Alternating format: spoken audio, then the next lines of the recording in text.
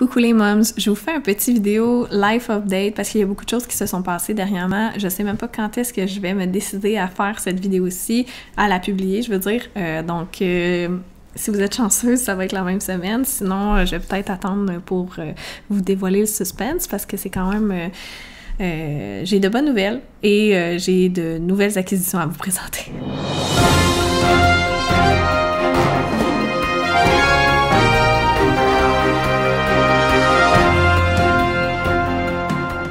Donc, première des choses, comme vous pouvez le voir, j'ai maintenant un micro.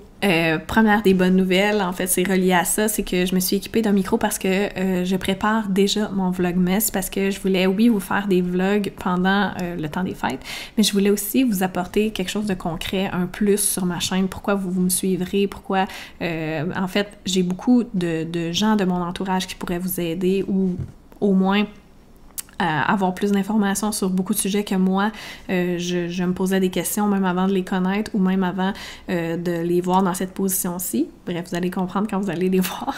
Mais je me posais beaucoup de questions sur la bienveillance, sur l'accompagnement des parents, sur comment stimuler adéquatement mon enfant, sur même par rapport à l'accouchement. Malgré que je m'étais énormément informée, je me rends compte aujourd'hui que j'ai manqué beaucoup d'informations. Est-ce que c'était mes recherches qui n'étaient pas assez poussées ou est-ce que c'était les médias que j'essayais d'utiliser, dont YouTube, venait pas chercher, en fait, venait pas répondre à toutes mes questions. Donc là, dans le fond, je vous fais des capsules qui auraient répondu à la mode enceinte et à la mode qui connaissait pas encore tout ça avant.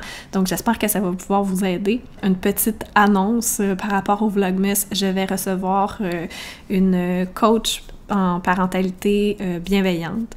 Je vais aussi recevoir Stéphanie de Bulles et Pirouettes qui va nous parler. On va faire plusieurs capsules ensemble, en fait, pour parler de tout ce qui est support parental, stimuler bébé, l'arrivée de bébé 2 dans la famille, les activités à faire avec les enfants, le sommeil de l'enfant, le comportement de l'enfant, la bienveillance envers nous-mêmes en tant que parents, comment prendre sa place, comment se trouver en tant que nouveaux parents. Bref, on va couvrir énormément de sujets ensemble, donc je pense que ça faut vraiment que vous vous abonniez à ma chaîne et vous activez la petite icône de cloche là, plus que jamais, au moins pour le mois de décembre, parce que j'ai vraiment des capsules super intéressantes, autant niveau parentalité que la femme ou l'homme, bref, l'individu derrière le parent que vous êtes, donc, qui s'en viennent. Je vais aussi recevoir une amie à moi qui, si vous me suivez depuis longtemps, vous savez que c'est l'une de mes photographes chouchou. Elle a fait mon intro YouTube pendant longtemps. J'ai fait mon deuxième shooting, en fait. J'avais fait mon shooting de maternité avec ma cousine qui est aussi photographe, mais je fais aussi des shootings avec Frédéric Gagné, puis elle va venir nous parler de son rôle de photographe parce que c'est une photographe vraiment très spéciale qui met beaucoup le corps de la femme de l'avant et qui n'a pas peur de montrer c'est quoi le vrai corps de la femme, autant avant, pendant et après la grossesse. Elle se spécialise aussi dans le postnatal, bref, c'est une perle et elle m'en a appris énormément sur l'accouchement à l'hôpital qu'elle a déjà fait et l'accouchement en fait, elle l'a fait à la maison avec ses sages-femmes à la maison. Donc, je trouvais ça super pertinent qu'elle vienne nous en parler parce que j'ai tellement appris d'elle que je veux vraiment que vous puissiez connaître tout ça parce que c'est un monde à découvrir. Donc, c'est toutes des femmes que j'admire énormément qui sont vraiment dans mes valeurs et qui, j'espère, vont vous apporter que du bon. Donc, ça, c'est à venir durant mon vlogmas en décembre. Donc, restez à l'affût.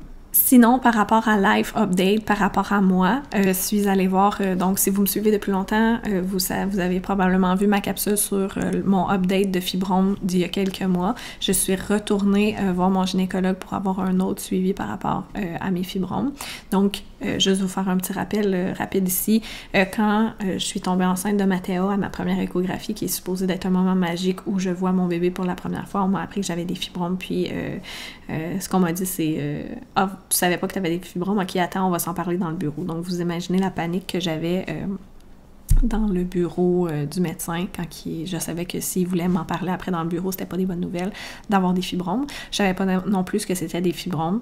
Des fibromes, c'est des masses. Moi, j'en ai plusieurs. On peut en avoir seulement un. Il peut être dans l'utérus, près de l'utérus. Moi, j'en ai un dans l'utérus et un autre près de l'utérus. Bref, je suis équipée pour rouler. Donc, après ma grossesse, on avait espoir que les fibromes diminuent parce qu'avec les hormones de grossesse, les fibromes prennent de l'expansion.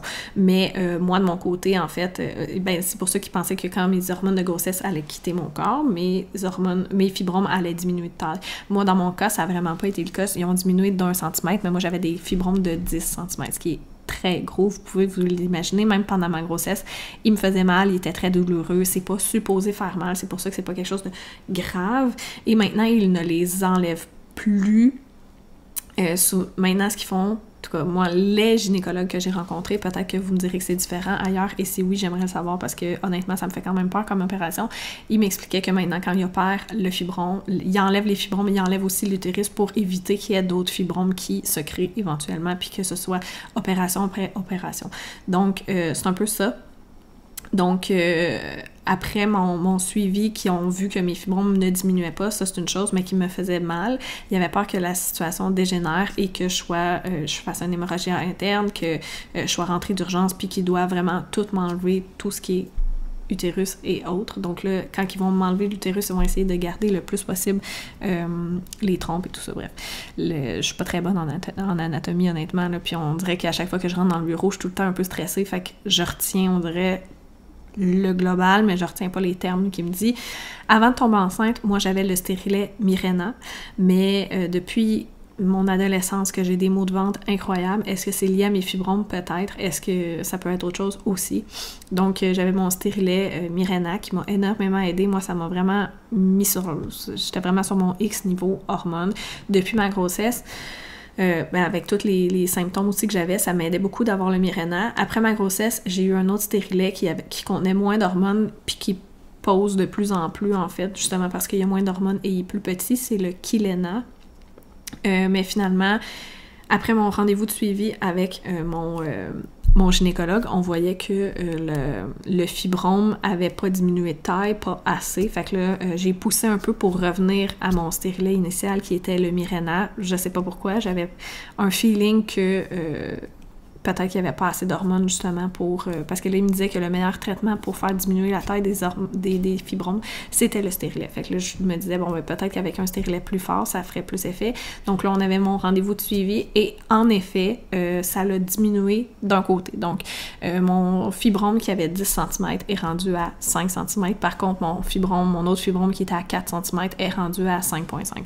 Fait qu'on a quand même diminué de moitié, mais il y a quand même l'autre qui augmente. Donc là, j'ai demandé, en fait, voici ma grande annonce, j'ai demandé le retrait complet de mon stérilet. Donc présentement, je ne prends plus de stérilet. Vous pouvez lire entre les lignes si ça vous change. Je vais continuer de parler dans mon parcours de fibrome, mais j'aimerais aller vers une approche plus en naturopathie pour aller arrêter de juste essayer de mettre un plaster sur le bobo en disant « t'as des fibromes, on va te mettre ça, comme ça va diminuer la taille. » Je veux connaître la raison pourquoi j'ai des fibromes, fait que je vais aller plus loin. J'aimerais ça, en fait, passer des tests sanguins, savoir niveau hormones, comme où je me situe.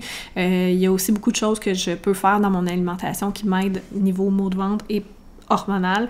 Moi, de base, je suis intolérante au lactose et au gluten, donc ça, c'est des choses que j'ai coupées, mais que sans que ce soit pour ma santé hormonale, mais je me rends compte en lisant, en m'informant, en écoutant des podcasts sur le sujet que déjà ça en partant, ça l'aide énormément. Donc oui, je me suis aidée énormément.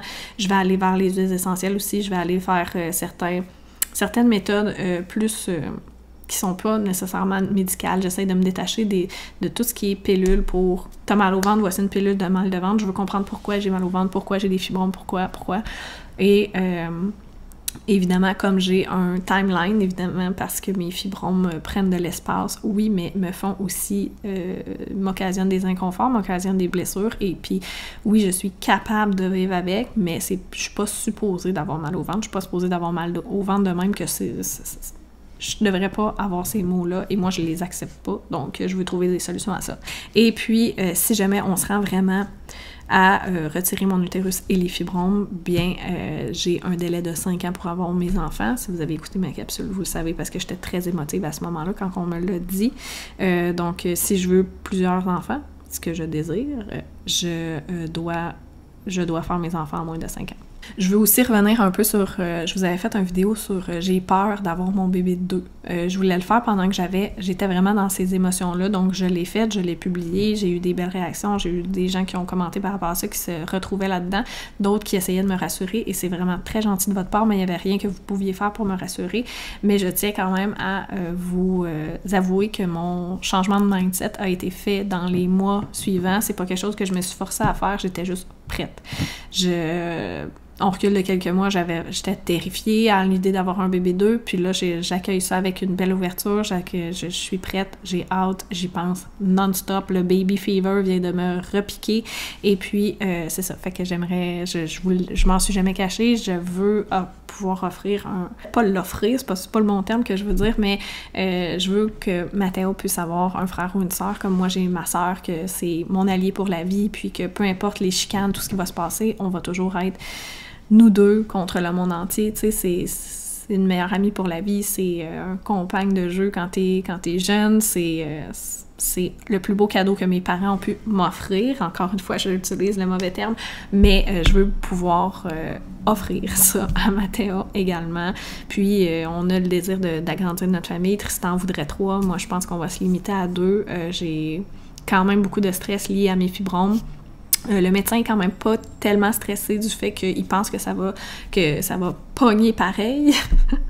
Donc, que je devrais être capable de tomber enceinte quand même. Par contre, on va surveiller de près les fausses couches. Le risque de fausse couche, je l'ai toujours, et risque d'accoucher prématurément aussi. Donc, c'est quelque chose qu'on va surveiller de près.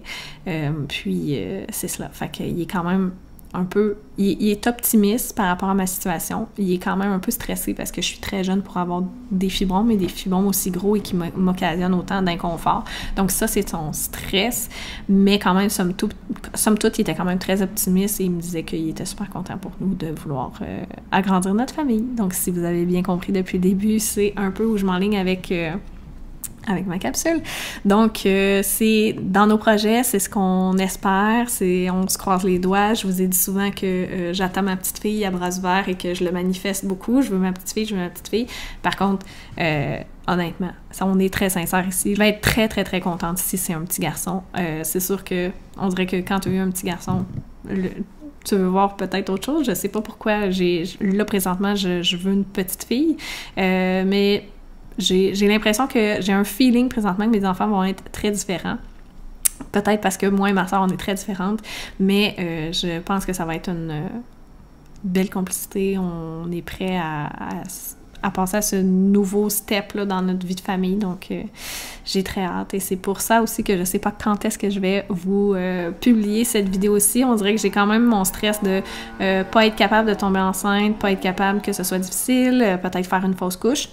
Mais je pense que quand même, ça va être... Je veux être quand même transparente ici. En toute honnêteté, si jamais il se passe quoi que ce soit de négatif, je vais quand même en être impactée. Donc, vous allez quand même le ressentir, vous allez quand même le savoir. Je préfère que le vivre avec transparence. Le vivre avec vous, peut-être, oui, si on veut. J'aime vraiment ça, faire des vidéos YouTube et tout, mais c'est sûr que notre entourage le sait, notre entourage est prêt à ça, si on veut. Mais je suis vraiment optimiste, on dirait que j'ai pas vraiment cette vision-là, mais je me dis que si jamais ça allait arriver, ben vous allez avoir eu du contenu vrai, il y aurait pas plus vrai que ça, puis si jamais il y a du négatif qui se passe ou il y a des journées plus grises, ben au moins vous allez comprendre le pourquoi du comment et toutes les raisons derrière. Donc voilà, petite capsule à cœur ouvert ici. Donc, mon life update est complet. Il se passe pas grand-chose dans ma vie. Ben, en fait, il se passe beaucoup de choses, mais tu sais, voilà ce qui vous concerne un peu.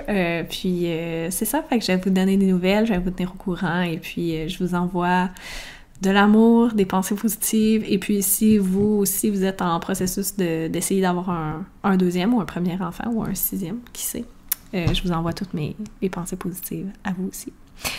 Donc sur ce, je vous laisse, je vous souhaite une très belle semaine et puis n'oubliez pas votre devoir de vous abonner et d'activer la petite cloche pour être au courant de toutes les super merveilleuses capsules que je vais produire avec ces femmes exceptionnelles. Donc voilà, alors je vous laisse.